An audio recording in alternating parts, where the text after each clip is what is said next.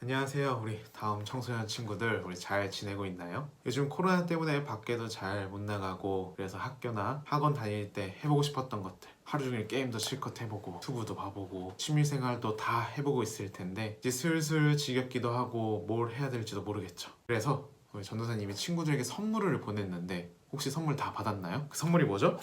바로 이 큐티책. 혹시 아직 받지 못한 친구가 있으면 전도사님에게 카톡이나 문자로 연락을 주면 전도사님이 한번 확인해보고 다시 연락을 줄게요. 그럼 전도사님이 갑자기 왜 큐티책을 보냈나? 이제 슬슬 모든 게 다 지겹고 하는 이때, 이번 큐티 본문이 어디죠? 보면 바로 마가복음이에요. 마가복음.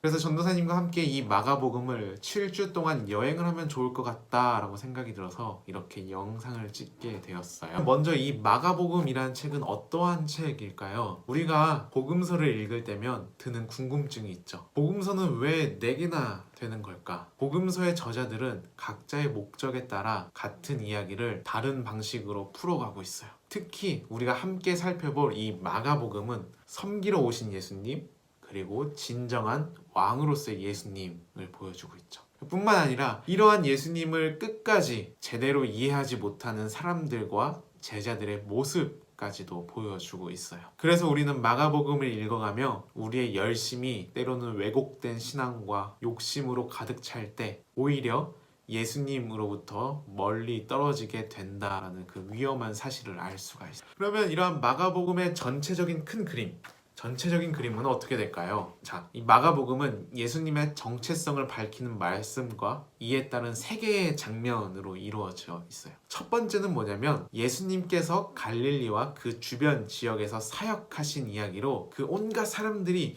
예수님이 누구냐? 예수님이 누구냐 하면서 묻고 있어요. 하지만 예수님의 모습을 보면 그들이 기대하는 예수님과는 너무나도 달랐어요. 사람들의 욕심에 휘둘리지 않고 하나님의 나라를 온전히 전하기 위해 예수님께서는 사람들에게 때가 될 때까지 본 것을 비밀로 지키라고 하시죠. 자, 두 번째 막은 예루살렘으로 가는 길에 일어난 이야기예요. 우리는 그 유명한 대화를 알고 있을 거예요. 예수님께서 제자들에게 자기를 누구라 생각하느냐 물으시죠. 이에 베드로는 예수님을 그리스도와 하나님의 아들로 고백을 해요. 그때부터 예수님은 고난과 죽음, 부활을 통해 구원하러 오셨음을 말씀하지만 베드로도 제자들도 이 말씀을 받아들이지 못해요. 우리는 여기서 우리의 모습을 돌아볼 수 있게 되는 것 같아요. 그리고 이 이막을 통해서 예수님께서 사랑의 희생과 섬김을 통해 세상을 구원하신 것처럼 제자들도 그리고 우리들도 이 길을 따라야 한다라고 이야기를 해주고 있죠.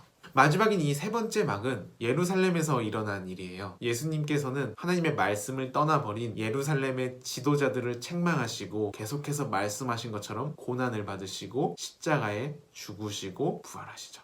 그런데 마가복음은 다른 복음서들과 달리 여인들이 너무 놀라 도망가고 이 소식을 전하지 못하는 모습으로 당황스럽게 끝이 나요. 왜 이렇게 끝이 나는가?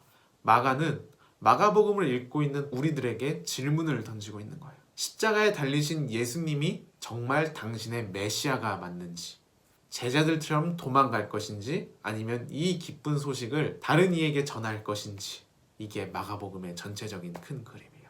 이제 우리는 첫 번째 여행인 마가복음 1장 1절에서 15절을 통해 진정한 왕으로 오신 예수님이라는 주제를 가지고 짧게 나눠보려고 해요. 이 마가는 어떠한 설명도 없이 예수님의 정체성을 먼저 말을 하며 이 복음서를 시작하고 있어요. 마치 우리가 결말을 아는 연극을 볼 때나 영화를 볼 때 배우들의 연기와 무대의 기법 이런 것들에 더 주의를 기울일 수 있는 것처럼 마가는 하나님의 아들 예수 그리스도의 복음의 시작이라고 답을 먼저 줌으로써 독자들에게 예수님의 사역과 말씀의 의미 그리고 사람들의 반응에 집중할 수 있게 해줘요. 특히 이어지는 예수님을 배척하는 사람들과 제자들의 오해를 볼 때마다 예수님을 바로 아는 것이 얼마나 중요한 일인지 깨닫게 해주죠. 언제부턴가 그 유대인들은 성경의 가르침과는 다른 메시아상을 갖게 되었어요. 그들이 기대하는 메시아는 자신의 권능을 자기의 유익과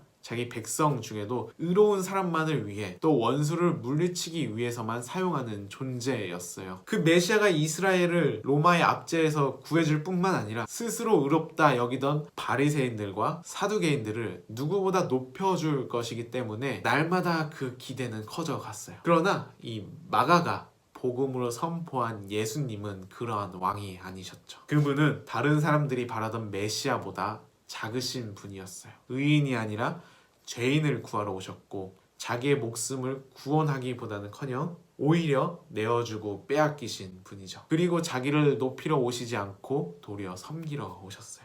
그리고 다른 사람들이 바라던 그 메시아보다 크신 분이었어요. 그는 하나님의 아들이며 참된 메시아였고 선지자 이사야가 예언했듯이 하나님을 떠나 고통 중에 신음하는 세상이 그분의 고난과 죽으심을 통해 다시 하나님의 통치를 받는 나라로 회복될 거예요. 내가 왜곡된 예수님을 알수록 내 믿음도 왜곡이 돼요. 우리는 마가의 이 말을 듣고 이제 예수님께서 어떻게 메시아가 되셨는지 그 말씀에 그 예수님의 모습에 귀를 기울여야 해요.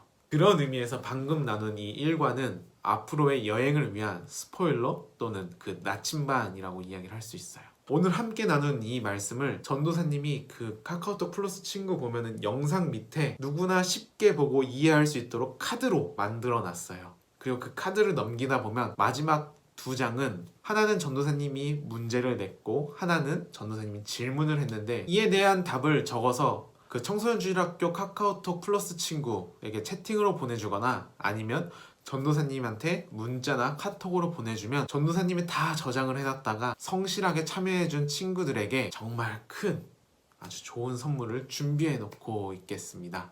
우리가 다시 만나 하나님께 함께 찬양하며 함께 예배드리고 서로 교제하는 그 날이 빨리 오길 소망하며 그때까지 우리 모두 친구들 건강 조심하고 다시 만나는 그날 우리 웃으면서 봅시다. 안녕.